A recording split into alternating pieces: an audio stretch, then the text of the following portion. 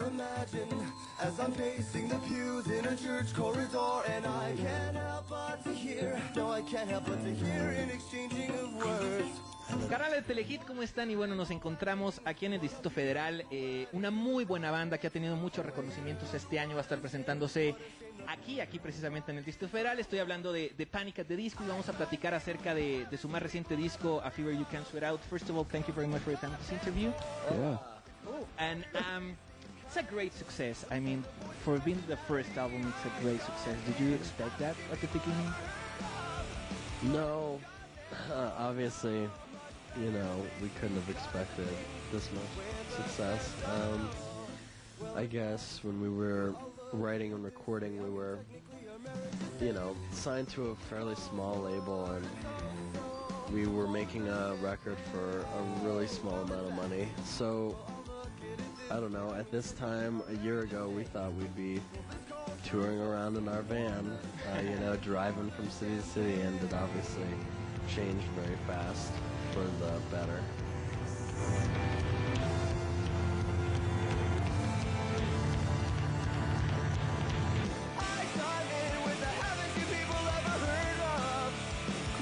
And how was the creating process? Really interesting because we hadn't been a band together for that long, and so we were really just trying to figure out, you know, how each of us wrote, and you know, between me and Brennan, I'd write the lyrics and he'd sing them, so there was definitely a lot of going back and forth and frustration on trying to be able to communicate with each other. But I think like 3 months or 4 months to write the songs, and we were only in the studio for 5.5 weeks, which was a very short time to make an album, and very stressful time, not a lot of sleep, and probably, I don't know, one of the most fun things that I've ever done in my life, and also one of the most challenging things. Just and now most people of your age are in high school or in college. You have a different life. How hard is to handle that situation at your age? Do you feel that way, or it's not that hard? No, we try to make a point of.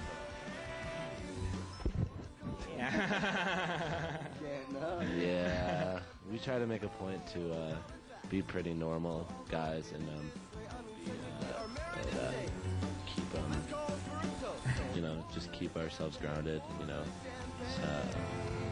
talking to our families and friends at home, and just explore, trying to be, you know, good friends with each other, and not letting anything really get to your head. But there is a lot of things out there that can distract you, like a lot, like parties, like women, like bus, drugs. Like drugs. Yeah, but we don't like girls or drugs. You don't like girls or drugs? I know what you like. Is that right that you're a big fan to play CeeLo? Yes. Tell us a little bit about it. That's all we know, really. CeeLo. CeeLo is like a dice game, right?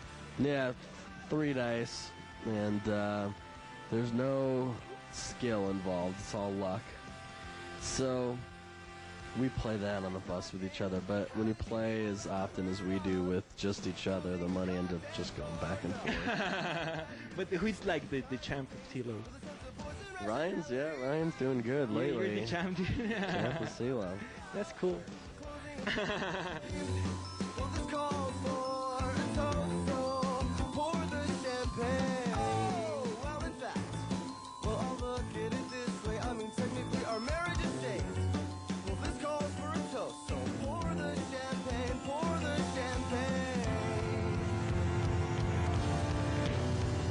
And now, you start preparing the new album, right? I think that it's a big responsibility, this new album, because it's a challenge to beat what you did with this one. How is the way of creating this new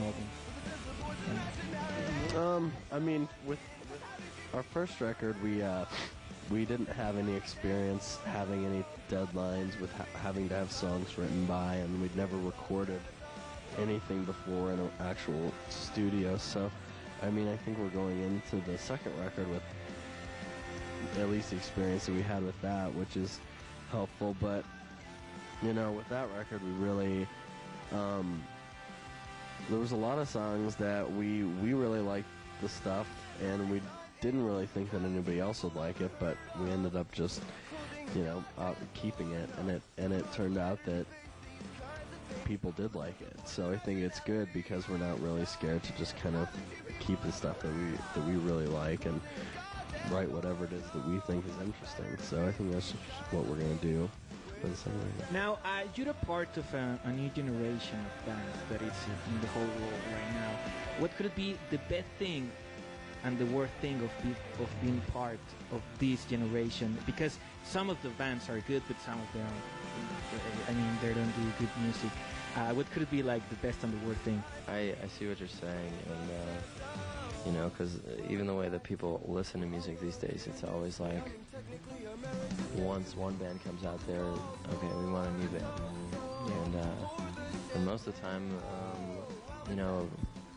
I feel like bands that get big off of one single, it was kind of like a stroke of luck, and they don't really know what they're doing, and they don't really have a plan. And I think, the downside of the way that rock music is right now is, and audiences is their attention span is so short. They want something else. And I don't know, I think the good thing is that, one of the reasons we got as big as we have is because of things like the internet, where nobody's telling you, like a label isn't pushing our band, marketing us, telling you you should like us, and the radio wasn't doing that. Our music was up for free on the internet, and people were listening to it and actually liking it and telling their friends about it because they actually liked it. And I think that's one of the good things about being a band now, that we have that tool to use. And the bad things is, well, and the bad thing is, yeah, be honest. Radio rock.